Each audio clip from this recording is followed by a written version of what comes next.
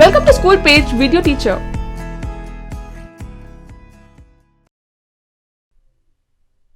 Tenth CBSE Physics, Chapter Reflection and Refraction of Light. After watching this video, you will be able to understand what are the types of spherical mirrors and understand the phenomena of reflection of light from spherical mirrors. One of the most important and interesting concept of this chapter is spherical mirrors. By now you should have understood what is a plane mirror and how reflection of light takes place in a plane mirror. If this is a plane mirror, how does a curved mirror look like? It should look something like this or this, isn't it? We use spherical mirrors in our day-to-day life. I will discuss about that in our next video. Most important thing to understand here is that the laws of reflection of light is same for both plane mirrors and spherical mirrors. Curved surface of a shining spoon could be considered as a curved mirror. That is, if you look at a spoon here, when you look at the front side of the spoon, it is curved inwards, isn't it? When you look at the back side of the spoon, it is bulged outwards. That means the reflecting surface when you see from the front side of the spoon will be here, whereas when you see from the back side of the spoon, this will be the reflecting surface, or these are called as curved mirrors. So a mirror whose reflecting surface is part of a hollow sphere is called as spherical mirrors. If you consider the sphere here, in this part, if I try to cut this part of the sphere, what will I be getting? I will get something like this, isn't it? So this is a curved mirror. So mirror whose reflecting surface is part of a hollow sphere is called as spherical mirrors. If I try and complete the sphere here, so this is a part of a hollow sphere. This is the reflecting surface. So this is called as a curved mirror. There are two types of spherical mirrors, concave mirror and convex mirror. So here the shaded portion is the non-reflecting part, whereas this is the reflecting surface. This is non-reflecting. This is reflecting surface. So same here, this is the non-reflecting, whereas this is the reflecting surface. So same, you can see, consider the spoon as well. The curve which is bent inwards would be called as a concave mirror, and the curve which is bent outward would be called as a convex mirror. How can I define a concave mirror? A spherical mirror whose reflecting surface is curved inwards, that is faces towards the center of the sphere, is called as a concave mirror. That is, if I try to complete the hollow sphere here and this is the center of the sphere, so this reflecting surface is facing towards the center. Whereas here, if I try to complete the sphere, what happens? This is the center of the sphere. The reflecting surface is facing outside the sphere. So these are two types of spherical mirrors, concave mirrors and convex mirrors. We will now understand the meaning of some new terms such as what is a pole, center of curvature, radius of curvature, and principal axis. First of all, let me draw a concave mirror and a convex mirror. So this is a concave mirror. This is the reflecting part of a concave mirror, and this is a non-reflecting side of a concave mirror. Same here, this is a non-reflecting side of a convex mirror. This is convex. This is the reflecting side.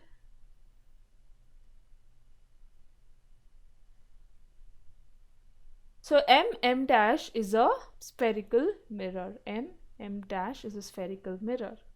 First of all, let's understand what is a pole. Center of reflecting surface of a spherical mirror is a point called a pole. So center of a reflecting surface of a spherical mirror is called as pole, representing it as capital P. So this is the center of the reflecting surface, capital P. Same here, this is reflecting surface of a spherical mirror, representing it as capital P. The sphere has a center. This point is called as center of curvature. That is, if I try to complete the sphere, center of the sphere will be somewhere here.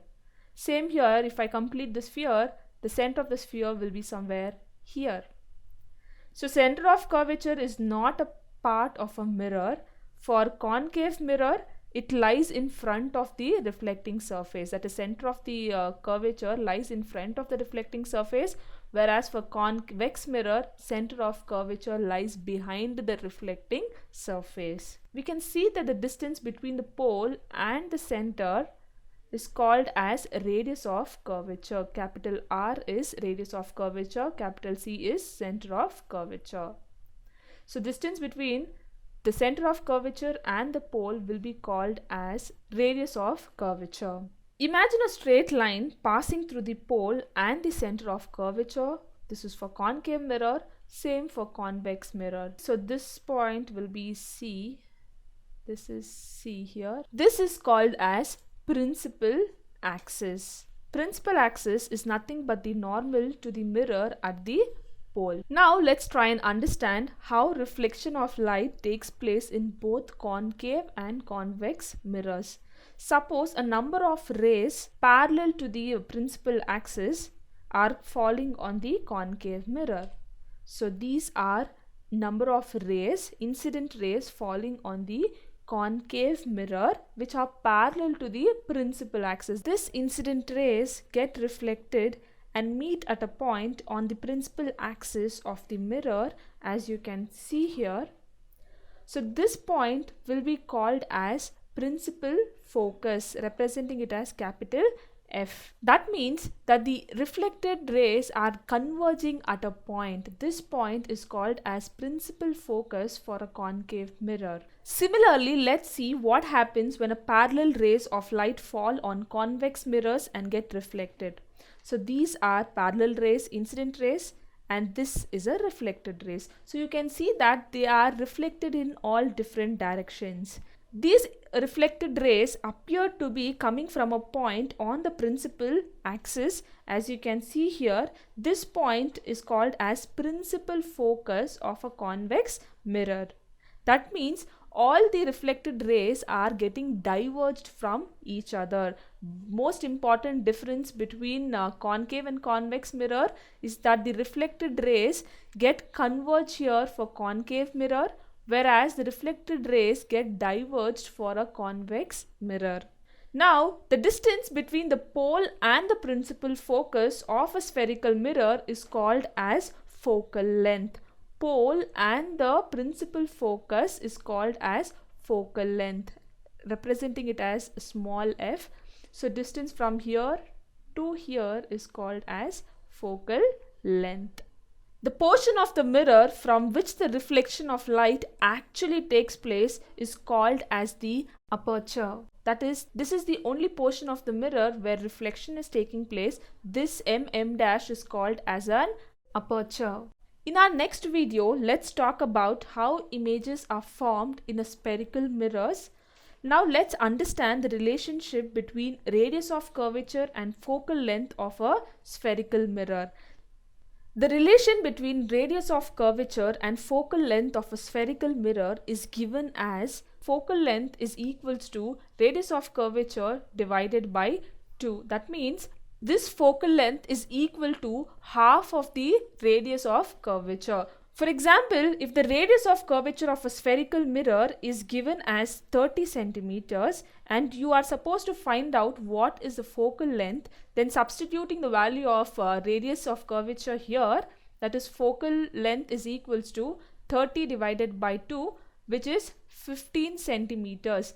That is, the focal length of a spherical mirror is 15 centimeter.